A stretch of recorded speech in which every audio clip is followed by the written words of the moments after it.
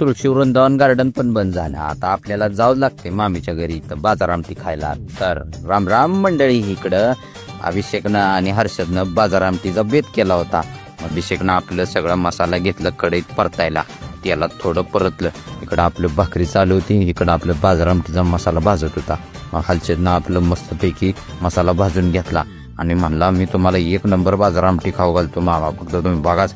मग म्हणलं वत पाणी, त्यात वतलं का पाणी. मग इकडं आपला वसला बावला डवळं थोडं थोडं. म्हणलं चव घेऊन बघ कसं लागतंय, चांगलं लागतंय म्हणला. म्हणलं येऊ दे आता तरी आले ना घ्यायचं आपलं जेवायला.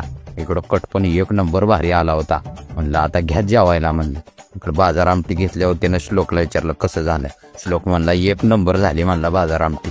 बाजार आमटी खरं तर ना कुस करून खाई असते म्हणून तो हर्षद त्याला सांगत होता.